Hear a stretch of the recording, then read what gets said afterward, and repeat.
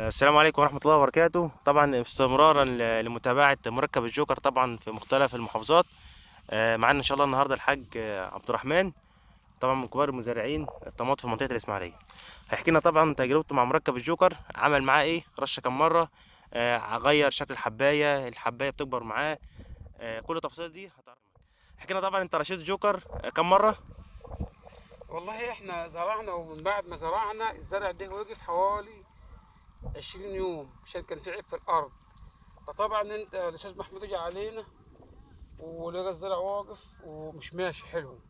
فطبعا الزرع لما مشي جينا نهرمن، مش بنهرمن الراجل قال لنا في جوكر ومش جوكر، جبنا الجوكر وهرمنا على الموتور عليه 250 سنتي، موتور 600 250 جرام. 250 جرام تمام.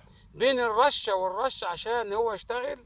رشه طحال بستكونيل وبوتاسيوم وعناصر بين الرشه والرشه عشان لما ننموش تاني مره تمام. يقبل. تمام. يبقى وتلاقي الزرع فيه كده فصل. بتلاقي فيه تزهير جديد، وفيه اه عادي، والنبات اه اه بيشتغل احسن طبعا. وطبعا برضك وانا برش الستكونيل والبوتاسيوم والعناصر دي حطيت معاه ماء فوسفور عالي تمام. عشان احضر للوش التاني. تمام صح. في الوش التاني بعدها بالظبط ب 10 ايام رشيت الجوكر دون.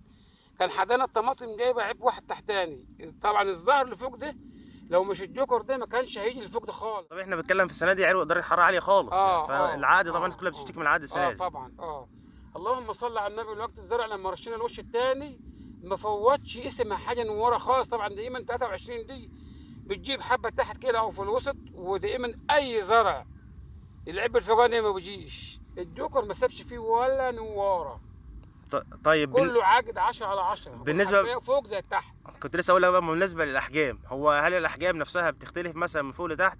يعني مثلا الحبايه من فوق بيبقى صغيره شويه، ولا كل بيكبر مع بعض عشان هو بيحجم الحبايه؟ لا، هو محجم الحبايه كده مخلي فوق زي تحت. تمام. المفروض يبقى تحت اكبر، بس احنا حدانا فوق اكبر تمام. عشان هو محجم، لان هو بيست بالحبايه وايه وبكبرها اسرع. طيب بيغير شكل الحبايه ولا الحبايه لا لا، ما ثابته؟ مغير شكل الحبايه، ما مغير شكل الحبايه خالص. تمام. طب نبص كده على احمر واخضر وحاجه بالصلاه على النبي. طب جوده الحبايه. 10 على 10 ما جوده الحبايه قدام منك اهو. طب احنا لسه قدامنا بتاع 10 ايام قبل ما نجمع يعني. بص جوده الحبايه هي الحاجه، اللهم صل على النبي. لون وصلابه. طب صلابه الحبايه طيب. 10 على 10، صلابتها 10 على 10 حاجه بالصلاه على النبي. طبعا احنا لسه اصلا في زرع اخضر، يعني بنتكلم هنا على الاطراف ديت، يعني الاطراف هنا اهي، يعني لغايه فين. مفيش حاجه اسمها بتنفات في الحب اي حبايه ظهر جاهزه بص كتير. يعني بصوا يا جماعه، مفيش حبايه اسمها بتنفات في الطرف. يعني 23 ما شاء الله. بص مفيش حاجه كان دايما انا نازع 23 دي نص العرشه كانت بتنفات من فوق، اه من نصها كده بتنفات. عشان درجه الحراره فبتاكل الحبايه من الظهر من فوق. طبعا الجوكر ثبتها اسرع، يعني مكبر يعني الحبايه. مجرد ما ترش الجوكر ده 7 8 ساعات بيلقحها، يخليهاش ايه الحبايه تفلت. فبيشتغل ابراج ورا بعضها، اي برج جاهز بيجيب معاه. اي برج جاهز بجيبه محضر. تمام. في تتابع كده معانا في في العادي. انا بص فوق حتى برضه قمه النبات مفيش مش سايب ولا بصوا. مش سايب ولا نواره، على اخر هي ما وقفت هو جابها. ما شاء الله. أهو. يعني ما شاء الله عندك الانتاج، اللهم بارك. يعني حتى نفسي كبسانه نفسها الحبايه الصغيره كده مفيش كبسانه خالص، يعتبر ما فيش اصلا يعني ولا حبايه مكبسنه حدانا خالص، ولا حبايه مكبسنه حدانا خالص. ما شاء الله. انت كده عايز تضيف حاجه تانية ولا؟ لا هو كده خلاص، هو احنا رشينا بس ايه، احنا اتاخرنا خلاص.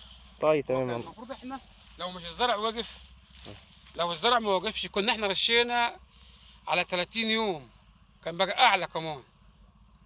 طب تمام والله. يعني كده احنا الفيديو دوت كده احنا رشينا على 40 يوم، بعدها ب 10 ايام. وبين الرشه بالرشه رشينا رشه طحالب وفوسفور وحماض عشان النبات تشتغل شويه.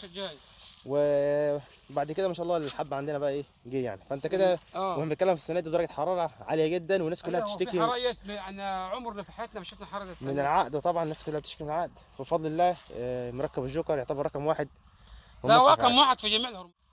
تمام. احنا بنجيب كيس الهرمون ب 2000 جنيه وب 2000 ونص، ما بيعملش. انا جبته ما عملش حاجه، انا جبته ما عملش حاجه. جبت 5 كيلو اقسم بالله ما جابوا حبايه. طب الحمد لله احنا كنا عند حسن ظنك. وشكرا، ربنا يوسع عليك وتبقى سنه خير عليك يا رب ان شاء الله. يا رب يا استاذ. السلام عليكم ورحمه الله وبركاته.